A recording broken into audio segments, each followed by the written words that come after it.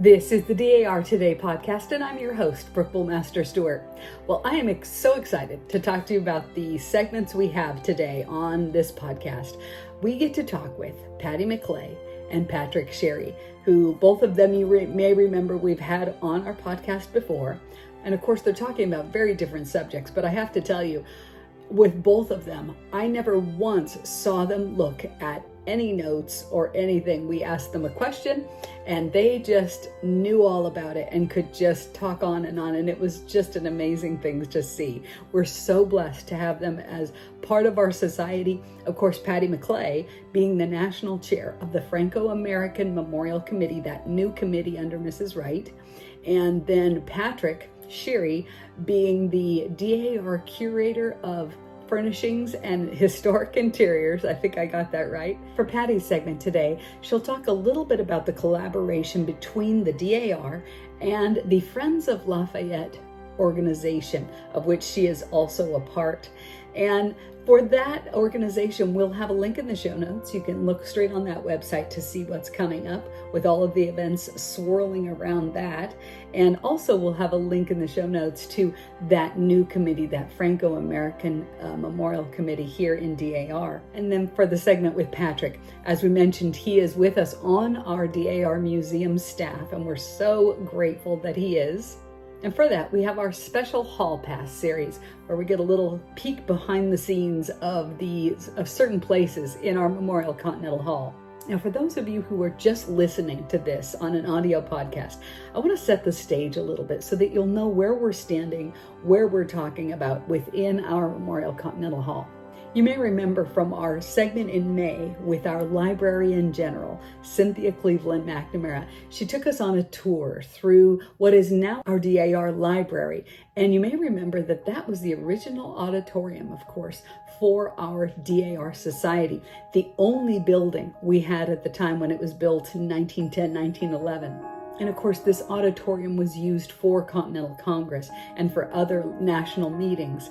And you may remember that on both sides of that stage there, of the auditorium, within the DAR Memorial Continental Hall, there were balcony boxes flanking each side of the stage, overlooking that stage. Very regal and very beautiful, and really one of the only things within what is now, again, of course, the DAR library that has remained relatively unchanged. But to get to those balcony boxes, you would need to ascend a flight of stairs, and that's where we jump into our segment today. But one other quick thing that I want you to keep in mind when you're listening to this story: the back of Memorial Continental Hall, of course, was not attached to the administration building because it was the only building at the time. So the back of Memorial Continental Hall had windows.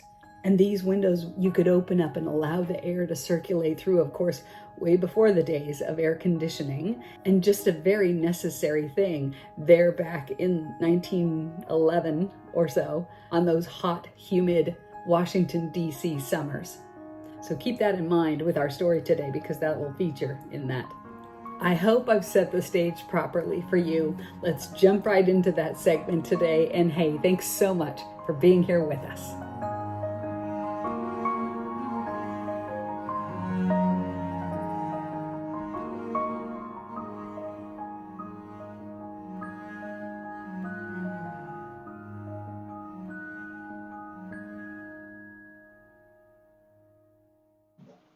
So tell us about this area up here, Patrick. So this area up here was used by the executive staff and their guests during Continental Congress, or whenever there was an official DAR meeting. So once you get up, you have the box seating here. And the red carpet is very appropriate for an executive level seating area. And you can see that, of course, there would have been the stage originally, but you get a beautiful view of the entire, what's now the library. And there would have been, just like they are now, there would have been slightly more elegant seating that the ladies could sit in. And each box seat features original lighting from 1911. So that's kind of a nice touch. So if you were feeling a little tired, or a little overwhelmed, we'll say, by the meetings that were going on, and you needed to rest or you needed to primp yourself or whatever, you could go across the hall. And these were the private restrooms. Today they're used, of course, for other things, but here's an example. This one hasn't been altered as much. It's been made a little bit smaller because of, HVAC and piping and all this in here. But you get the sense of what the room looked like. You can see the inside of the textured glass. Wow. That was there. And Patrick, I think by restroom, you probably don't mean a toilet. No, correct? this was just a room to repose in. There may have been a recamier in here, or a lounge chair to lounge in, maybe a table, maybe a mirror or something, so Madame could primp herself or do whatever she wanted to. I see there are also picture rails in here along the top. Right below. Yes. So that indicates to me that there might have been pictures hanging in the room too, to decorate it up a little bit, make it nice. And again, there would have been natural light coming in through that back hall, because again, that was the back of the building, and so you could open these up and let even more light in, or air in if you wanted to. So exactly. And imagine the heat that you would experience in a box like this. I can't even, On a humid day. On a humid day, and it just would have been it would have just been a little much. So and women were wearing corsets and things like that, right? Yeah, yeah. I mean, dress was different than the cash today. So yes, absolutely, it would have been something we're not used to today. The thing about this room is that when it was turned into the library, the mezzanine level that you see up here was completely reconstructed to support the books. What was seating area that went way back to where the windows now are hidden by offices and a partition, but beyond those stacks there. But originally the seating went right up to that, and the mezzanine level supported the weight of people, but not the weight of books. Exactly. So when in the late 40s, when they were redesigning this whole area has been completely reconstructed.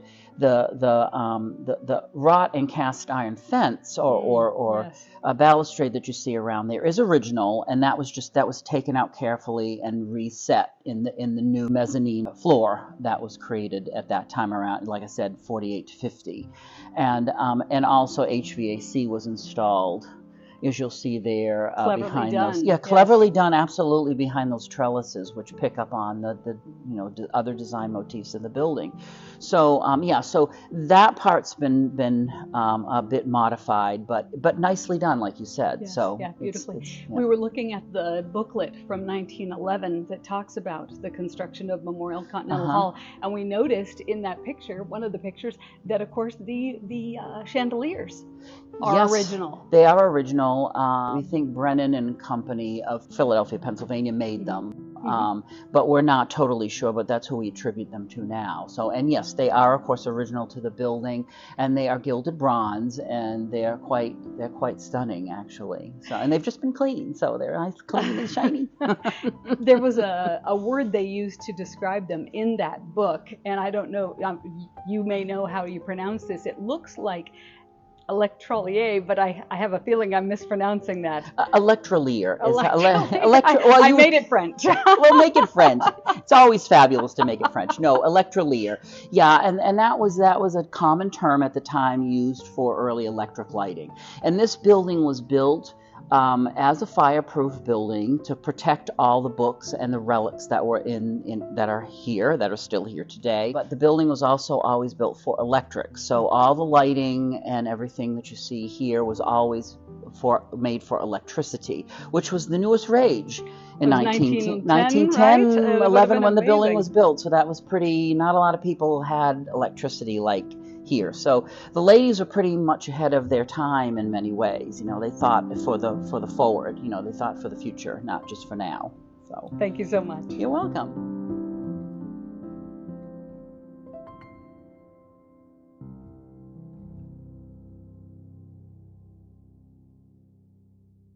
And now join us as we meet up with Patti Maclay, the National Chair for the Franco-American Memorial Committee. So Patti, you have this wonderful medallion. Why don't you tell us about that? I believe you gifted that to Mrs. Wright. Is that correct? Yes. This is an awesome medallion. kindly, wonderfully, Mrs. Wright has created an official collaboration between the DAR and the American Friends of Lafayette.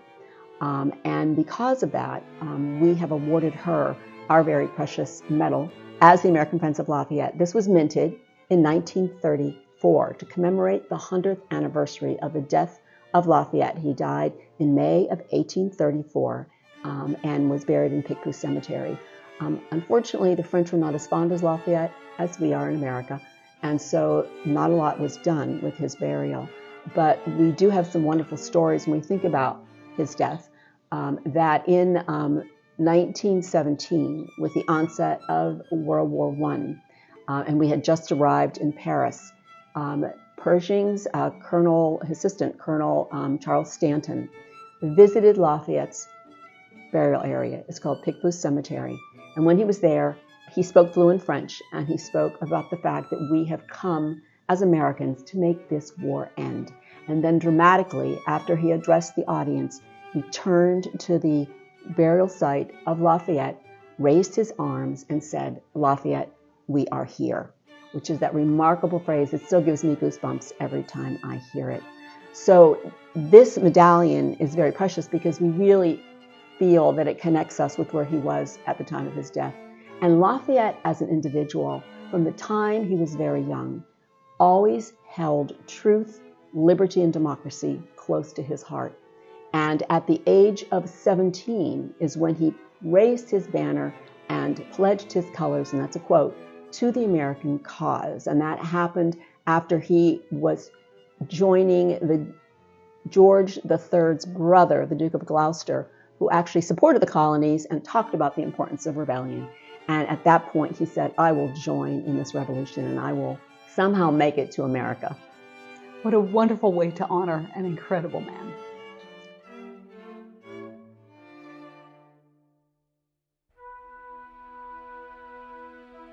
Well, we leave you today with this quote by U.S. Army Colonel Charles E. Stanton when he visited the tomb of General de Lafayette. This was 3 months after the United States entered the First World War on the 4th of July, 1917. You may remember Patti Maclay referenced this event during her segment. Well, the colonel, placing the American flag on Lafayette's grave, uttered the words, "America has joined forces with the Allied powers, and what we have of blood and treasure are yours. Therefore it is that with loving pride we drape the colors in tribute of respect to this citizen of your great republic. And here and now, in the presence of the illustrious dead, we pledge our hearts and our honor in carrying this war to a successful issue." Well, the colonel then turned to Lafayette's tomb and said, "Lafayette, we are here." Well, thanks for listening, and be well, dear friends. Let's celebrate the stars and stripes forever, and remember, with all of your ancestors behind you, you are the result of the love of thousands. This podcast is written and produced by our incredible team of writers and editors, and we are, as always, so grateful for President General Pamela Edwards Wright and Historian General Suzanne Heskey for their constant guidance, and to Patti Maclay and Patrick Sheary for being so generous with their time. The National Society Daughters of the American Revolution is a nonprofit, non-political, volunteer women's service organization dedicated to promoting patriotism, preserving American history, and securing America's future through better education for children. Members are all lineal descendants of those who supported the cause of independence in the Revolutionary War. For more information, please visit dar.org. This is the DAR Today podcast.